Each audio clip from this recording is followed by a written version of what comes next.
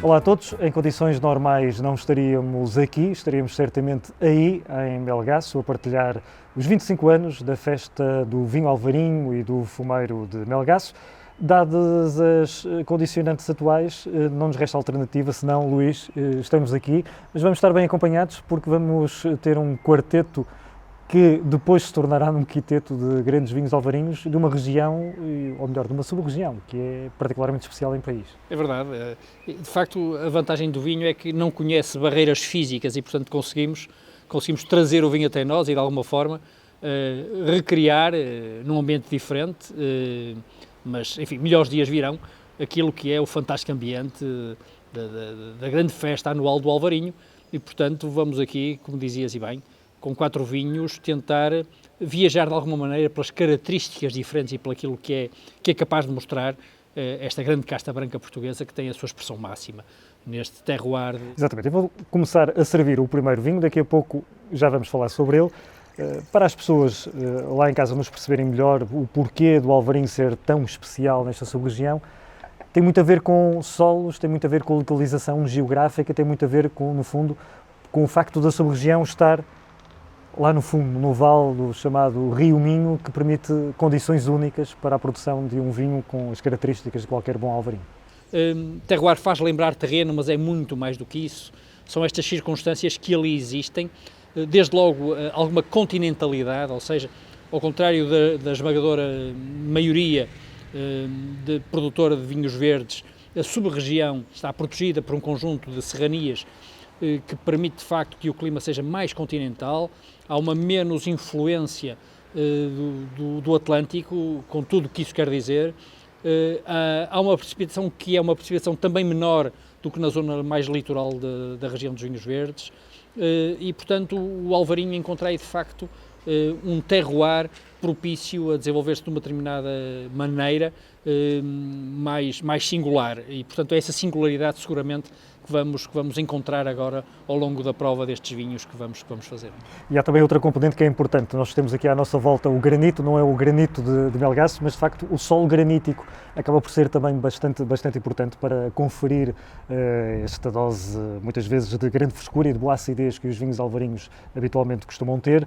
Aqui e ali, por vezes, há um ou outro pedaço de terra com um bocadinho mais argiloso e até mesmo com algum afloramento de xisto, mas sobretudo é este granito que se acaba por refletir bastante nestes vinhos. E por falar em vinhos, Luís, eu sugiro começarmos por este, o Valados de Melgaço, vinificação natural de 2017. 2017 foi um ano bastante quente no país, mas eu acho que este vinho é tudo menos isso, é tudo menos quente. É um vinho extremamente aromático, extremamente bem elaborado e seguindo uma filosofia muito própria, que este vinho, daí chamar-se vinificação natural, não conheceu a adição de sulfitos, por isso temos aqui um registro de um vinho bastante sincero, não é? Bastante sincero, esse perfil mais oxidativo claramente percebe-se desde logo na sua tonalidade mais dourada, portanto há aqui uma oxidação mais acelerada, precisamente, consequência do método de vinificação que foi empregue, e isto corresponde, de facto, é um vinho que responde ao perfil do próprio produtor. O Artur Meleiro, na sua Quinta de Golães, ele tem esta preocupação de preservar a natureza das coisas e, portanto, este vinho vem um bocadinho nesse sentido, nesse caminho, e é, como dizes, um vinho muito interessante, que tu já provaste, mas que eu também vou provar. É verdade. E o Artur costuma dizer uma coisa a propósito deste vinho que é bastante interessante e que eu concordo em absoluto com ele. É que quando provamos este vinho, como que recuamos automaticamente no tempo, porque este vinho tem uma série de características que em larga medida nos faz remeter, nos faz lembrar os vinhos do antigamente, como boa parte desses vinhos eram feitos. Devido, sobretudo, a toda esta simplicidade aromática e depois que se confirma também na prova, não é? Exatamente. Mas, por outro lado, junto ao melhor dois mundos, temos essa simplicidade, temos essa precisão e essa frescura muito características da casta Alvarinho e dos vinhos alvarinhos produzidos nesta sub-região, mas depois temos uma complexidade e um apor aromático que já não é tão normal encontrar nos vulgares alvarinhos, se me é permitida a expressão, não é? De facto, este vinho tem um lado terroso, por exemplo, que não é tão comum assim encontrar-se na generalidade dos alvarinhos. É um alvarinho muito genuíno e ao mesmo tempo muito singular, porque de facto tem características muito próprias, muito interessantes. Tem uma densidade, uma amplitude, uma estrutura, uma envolvência muito interessantes. É um vinho sedutor, e apesar de ter recorrido a um método de vinificação que não usou sulfitos ou acrescento sulfuroso, é um vinho com uma enorme pureza. Sem dúvida, e é mais uma boa prova de que um vinho de intervenção minimalista, como é este o caso, não é por isso que deixa de perder algum tipo de pergaminhos, nomeadamente evolução. Estamos em 2020, este vinho é de 2017 e certamente ainda tem aqui pelo menos mais um bom par de anos de correta evolução. Vamos passar ao segundo. E então o segundo vinho, Luís, é outro vinho de 2017. Parcela única, Anselmo Mendes. Um vinho de referência, feito por um enólogo e produtor, também ele, de referência, ligado à história contemporânea da sub-região, nos últimos 30 anos, podemos dizê-lo, Anselmo Mendes, e um vinho, como se percebe um bocadinho pela cor, mas sobretudo pelo nariz, algo que não conseguimos transmitir, se não apenas por palavras. Lá chegaremos, certamente que haverá o dia que lá chegaremos. Um vinho que tem a madeira como componente fundamental, porque ele foi fermentado em madeira e depois estagiou também durante 9 meses nessas mesmas barricas onde fermentou. E Anselmo Mendes, convém sublinhá-lo já agora, foi pioneiro na utilização da madeira no alvarinho. Portanto, foi ele que fez os primeiros estudos, digamos assim, da utilização da madeira na fermentação em estágio de alvarinho, e hoje usada com parcimónia, como é o caso deste vinho. É um grande vinho, parcela única.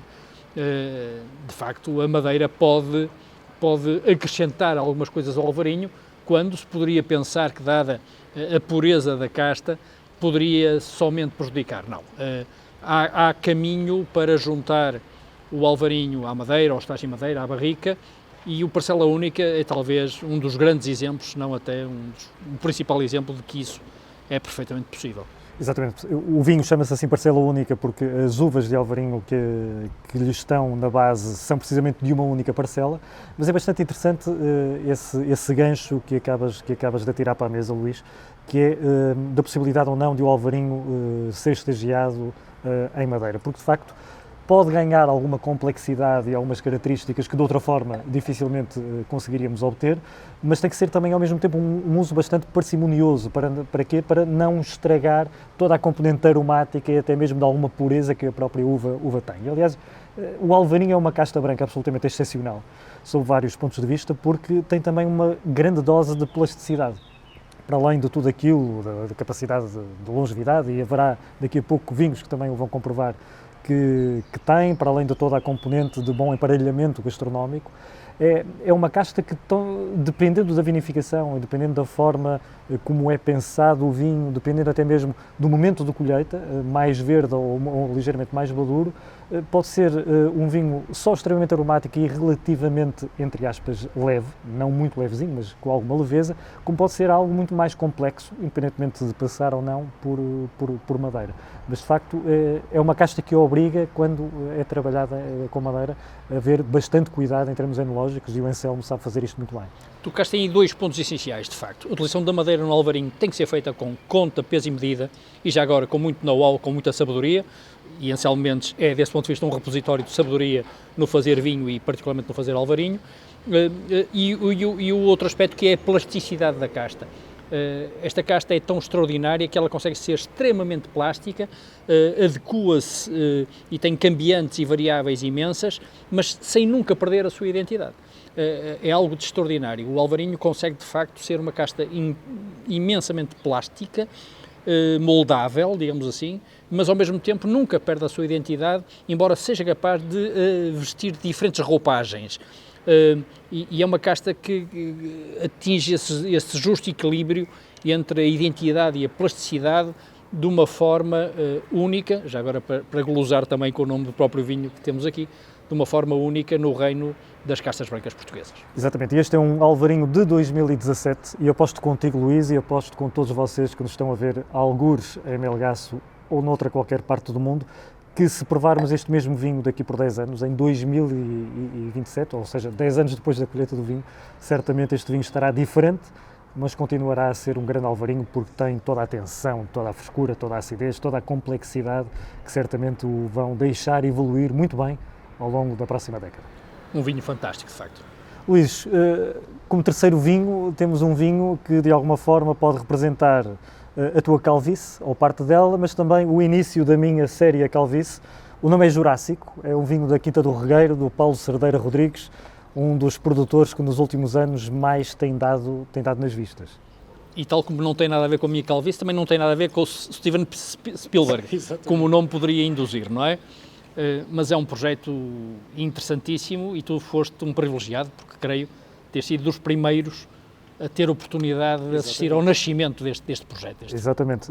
Na altura, a adega da Quinta do Regueiro ainda era mais básica do que aquilo que é, ela está longe de ser uma ultramoderna ou muito grande adega. Tem o básico, tem sobretudo bastante inox e eu na altura estava em reportagem para a revista e ele disse-me, agora vou-te dar a provar aqui uma coisa especial. Na altura o nome ainda não estava 100% decidido, embora ele já tivesse aberto um bocadinho o livro acerca da possibilidade de se chamar Jurássico. Mas qual é a curiosidade deste vinho? É que temos aqui no fundo as colheitas de alvarinho de 2007, 2008, 2009 e 2010, reunidas num único vinho. Essa é uma das razões pelas quais este vinho não tem ano no rótulo, não é? É um lote de 4 anos diferentes e não há aqui, ao contrário do vinho anterior, não há aqui qualquer passagem por madeira, só inox. E de facto encontramos um vinho com toda esta complexidade, uma complexidade bastante detalhista, porque à medida que nós agitamos um bocadinho o copo e voltamos a cheirar e voltamos a provar, encontramos sempre algo de novo, algo de diferente que anteriormente não tínhamos encontrado. E eu acho, Luís, que em larga medida terá sido este conjunto de detalhes que convenceu o júri internacional da última essência do vinho a considerar este como um grande vinho.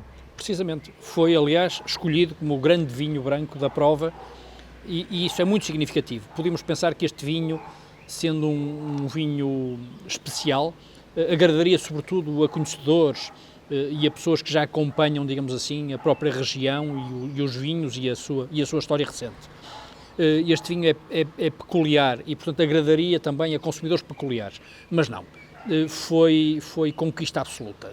Um júri diversificado, com pessoas dos mais diferentes países, formações e gostos diferentes pelo vinho, aderiram de uma forma quase unânime ao Jurássico, elegendo como o melhor branco português na prova e, de facto, provando este vinho, percebe-se lindamente. É um vinho encantador, é um vinho pelo qual os anos não passaram, embora tenham passado, não é?